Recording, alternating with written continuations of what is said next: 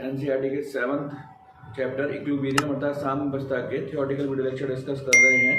इस क्रम में ये हमारा 25 वीडियो लेक्चर है। इससे पहले जो हमने अपने 23 और 24 वीडियो लेक्चर बनाए थे उसमें हमने दुर्बल अम्ल के वियोजन स्थिरांक और दुर्बल क्षार के वियोजन स्थिरांक को डिस्कस किया था।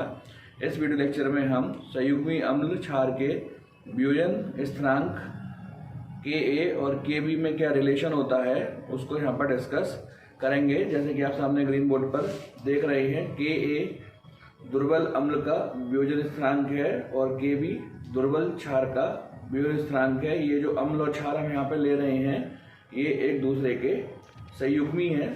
संयुग्मी अम्ल क्षार क्या होते हैं ये आप हमारे वीडियो लेक्चर नंबर 16 को देख करके पता लगा सकते हैं, जिसमें कि हमने अम्ल और क्षार को स्पष्ट करने के लिए ब्रोंस्टन-लॉरी कॉन्सेप्ट को समझाया है।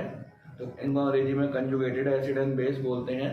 तो एक बार आप वापस से हमारा वीडियो लेक्चर नंबर 16 देख लीजिएगा, जिससे कि आपको संयुग्मी अम्ल क्षार का कॉन्सेप्ट क्लियर हो जाएगा। यहाँ पर हम संयुग्मी अम्ल क्षार के रूप में अमोनिया की बात करेंगे। जैसा कि आप सामने ग्रीन बोर्ड पर देख रहे हैं, अमोनिया जो कि दुर्बल क्षार है ये जल में इस प्रकार से आयनित होता है NH3 + H2O = NH4 ion + OH ion.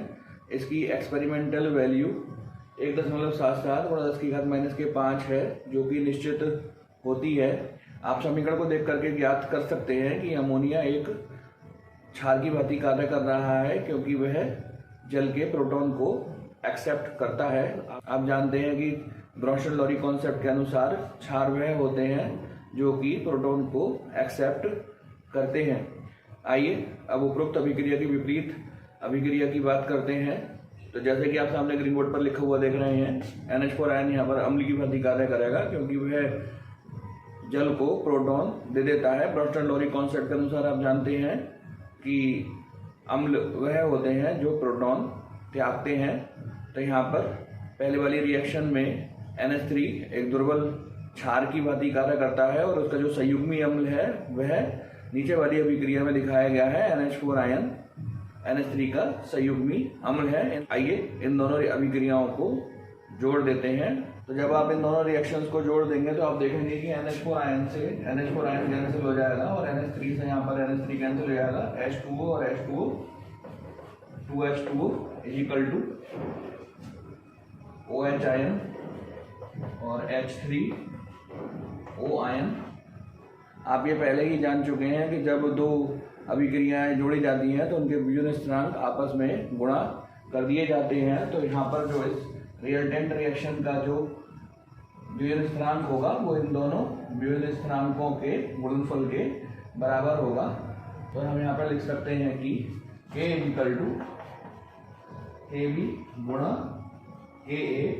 जब आप इन दोनों वियोजन स्थिरांकों की गुणा कर लेंगे तो 1 × 10⁻⁻14 आपको प्राप्त हो जाएगा, जो कि जल के वियोजन स्थिरांक के बराबर है। तो इस प्रकार से हम कह सकते हैं Ka गुणा Kb। यहाँ पर जो Ka है वह दुर्बल अम्ल का वियोजन स्थिरांक है और जो Kb है वह दुर्बल क्षार का वियोजन स्थिरांक है। यह Kw के बराबर होता है। यहाँ पर जो Kw है वह जल का वियोजन स्थिरांक है। मैं एक बार यहाँ पर फिर से आपको रिवाइज करा देता हूँ। पहले वाली इक्वेशन में जिसमें कि हमने NH3 का जल में वियोजन दिखाया है, उसका वियोजन स्थिरांक Kb का मान 1.77 × 10⁻⁵ होता है, जो कि इसकी एक एक्सपेरिमेंटल वैल्यू है। इस प्रकार से दूसरी अभिक्रिया में जिसमें कि हमने पहली अभिक्रिया की विपरीत अभिक्रिया लिखी है और यहाँ पर हमने दुर्बल अम्ल के लिए वियोजन स्थिरांक की एक्सपेरिमेंटल वैल्यू लिखी है 5.6 × 10⁻⁻10। जब हम इन दोनों अभिक्रियाओं को जोड़ देते हैं तो हमको जल का वियोजन प्राप्त हो जाता है, जो कि आप नीचे रिजल्टेंट रिएक्शन के रूप में देख रहे हैं। 2H2O = OH ion + H3O ion. और आपको ज्ञात है कि जब दो अभिक्रियाओं के जोड़ा जाता है तो उनके वियोजन स्थिरांकों की आपस में गुणा हो जाती है और एक नया वियोजन स्थिरांक आता है। तो इस प्रकार से यहाँ पर जब हमने Kb और Ka की आपस में मल्टीप्लाई की तो एक नया वियोजन स्थिरांक आया, जो कि जल के वियोजन स्थिरांक के बराबर है, जिसको कि हमने Kw कह दिया। इस इक्वेशन को हम समीकरण नंबर 1 के द्वारा प्रदर्शित करते हैं। समीकरण नंबर 1 के दोनों ओर हमने लॉग ले लिया है। दोनों ओर लॉग लेने पर लॉग Ka गुणा Kb बराबर लॉग Kw। आप जानते हैं लॉग की प्रॉपर्टी के अनुसार यदि दो क्वांटिटी गुणा में होती हैं तो वह एक दूसरे के प्लस में चली जाती है। Log Ka plus log KB बराबर log KW। यहाँ पे दोनों ओर हम माइनस का चिन्ह ले लेते हैं, minus log KA plus minus के log KB बराबर माइनस log KW। इसको आप PH बोल सकते हैं और इसको आप POH बोल सकते हैं। और आप जानते हैं कि KW का मान 10 की घात -14 होता है। इस प्रकार से PH प्लस POH का मान 14 के बराबर आ जाएगा। यदि हमें किसी इक्वेशन में PH की वैल्यू ज्ञात है तो हम उससे POH की वैल्यू ज्ञात कर सकते हैं। हमें ये याद रखना है कि जो समीकरण नंबर 2 है वह केवल संयुग्मी अम्ल और क्षार के लिए ही लागू होती है। यदि हमें संयुग्मी अम्ल की pH ज्ञात है तो हम संयुग्मी क्षार की pH को 14 में से माइनस करके हम ज्ञात कर सकते हैं। आइए इस कॉन्सेप्ट को स्पष्ट करने के लिए एनसीईआरटी बुक में दिए हुए एग्जाम्पल नंबर 7.23 को डिस्कस करते हैं। आइए एग्जाम्पल नंबर 7.23 को डिस्कस करते हैं, जिसमें कि वह कहता है 0.05 m अमोनिया की आयरन मात्रा तथा पीएच ज्ञात कीजिए। अमोनिया का आयरन स्थिरांक का मान 1.77 गुणा 10 की घात -5 है। अमोनिया के संयुग्मी अम्ल का आयरन स्थिरांक ज्ञात कीजिए। तो इस न्यूमेरिकल में अमोनिया की सांद्रता दे रखी है जो कि 0.05 मोलरता के बराबर है और अमोनिया के आयनन मात्रा और पीएच को वह ज्ञात करने को कहता है। आप जानते हैं कि अमोनिया दुर्बल क्षार है। इसका आयनन निम्न प्रकार से होगा NH3 plus H2O is equal to NH4 ion plus OH ion. यहाँ पर अमोनिया की सांद्रता C मान लेते हैं। जब आयनन नहीं हुआ है साम्यावस्था से पहले तो हमें NH4 आयन और OH आयन नहीं मिले हैं।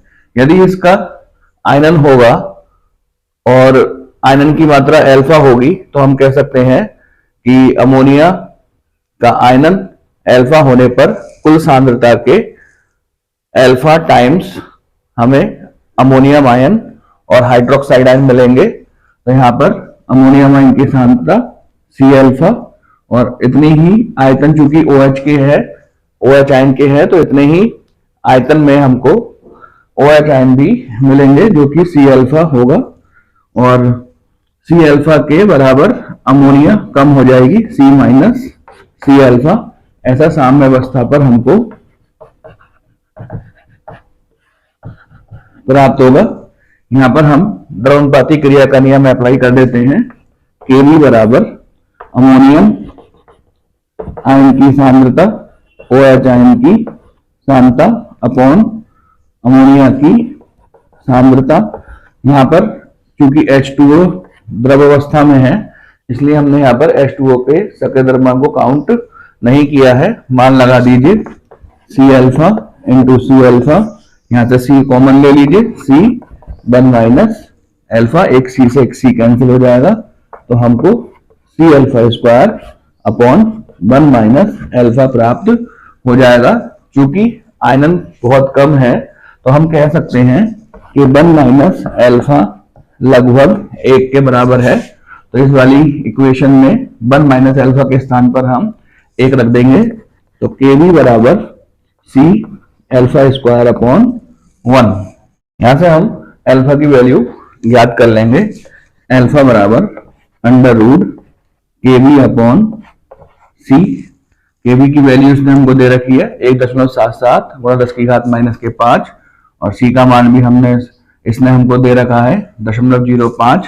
जब हम यहाँ पर दोनों के मान अप्लाई कर देंगे तो हमें अल्फा का मान ज्ञात हो जाएगा और यही इस क्वेश्चन का पहला पार्ट है कि अमोनिया की आयरन की मात्रा ज्ञात कीजिए। तो जब हम सारे मान फॉर्मूले में लगा देते हैं, Kb का मान और C का मान लगा देते हैं तो हमको अल्फा 0.0188 प्राप्त होता है। यदि हम इसको प्रतिशत में काउंट करें तो अल्फा प्रतिशत बराबर 1.88 प्रतिशत। इस प्रकार से हम अमोनिया के आयन की मात्रा ज्ञात कर सकते हैं। तो जैसे कि आपने देखा, हमने अमोनिया के आयरन की मात्रा 0.0188 प्राप्त कर ली है। अब हमें इसके पीएच की गणना करनी है। आप जानते हैं पीएच की वैल्यू HN की सांद्रता पर डिपेंड करती है, और HN की सांद्रता हम OHN की सांद्रता से ज्ञात कर सकते हैं। जैसे कि आप सामने इक्वेशन में देख रहे हैं, OHN की सांद्रता C अल्फा के बराबर है। C की वैल्यू हमको मालूम है 0.05 और अल्फा की वैल्यू हमको मालूम है 0.0188। जब हम उसको सॉल्व कर लेंगे तो हमें OHN की सांद्रता ज्ञात हो जाएगी, जो कि 9.4 गुणा 10 की घात -4 के बराबर होगी। क्योंकि हमने OHN की सांद्रता ज्ञात कर ली है और हमको यहाँ पर pH ज्ञात करना है, तो pH ज्ञात करने के लिए हम HN की सांद्रता ज्ञात कर लेंगे। HN की सांद्रता 10 की घात -14 अपॉन OHN की सांद्रता मान लगा दीजिए 10 की घात -14 और OHN की सांद्रता 9.4 गुणा 10 की घात -4। इस प्रकार से HN की सांद्रता हम ज्ञात कर लेंगे। 10.6 गुणा 10 की घात -12 प्राप्त होगी। HN की सांद्रता हम ज्ञात कर चुके हैं। अब हमको pH वैल्यू ज्ञात करनी है। हम जानते हैं pH बराबर -log HN की सांद्रता। हमें अमोनिया के pH की गणना करनी है। HN की सांद्रता हम ज्ञात कर चुके हैं, जो कि 10.6 गुणा 10 की घात -12 के बराबर है।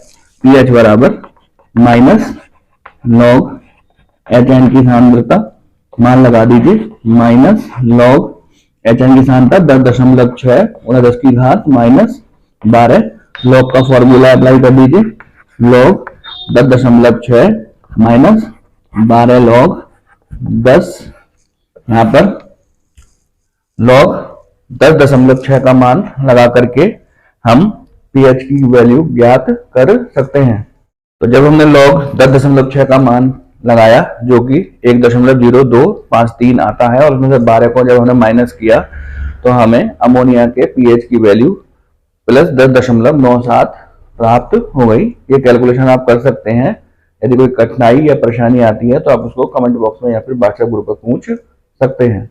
तो इस प्रकार हमने पहला पार्ट कंप्लीट कर लिया है, जिसमें कि वह अमोनिया के आयरन की मात्रा और pH को ज्ञात करने को कहता है। दूसरे पार्ट में वह कहता है अमोनिया के संयुग्मी अम्ल का आयरन स्थिरांक ज्ञात कीजिए। आप जानते हैं कि संयुग्मी अम्ल क्षार के वियोजन स्थिरांक Ka और Kb की जो वैल्यू होती है, उनका गुणनफल Kw के बराबर होता है। तो जैसे कि आप सामने ग्रीन बोर्ड पर देख रहे हैं, Ka और Kb का गुणनफल Kw के बराबर होता है। यहाँ पर Ka संयुग्मी अम्ल का वियोजन स्थिरांक है और Kb संयुग्मी क्षार का वियोजन स्थिरांक है, और जबकि Kw जल के आयन स्थिरांक होता है, जो कि 1 गुणा 10 की घात -14 के बराबर होता है। क्योंकि अमोनिया दुर्बल क्षार है और इसका जो संयुग्मी अम्ल होगा उसके लिए वियोजन स्थिरांक का मान अर्थात Ka का मान हमसे ज्ञात करने को कहा गया है। तो Ka बराबर Kw अपॉन Kb।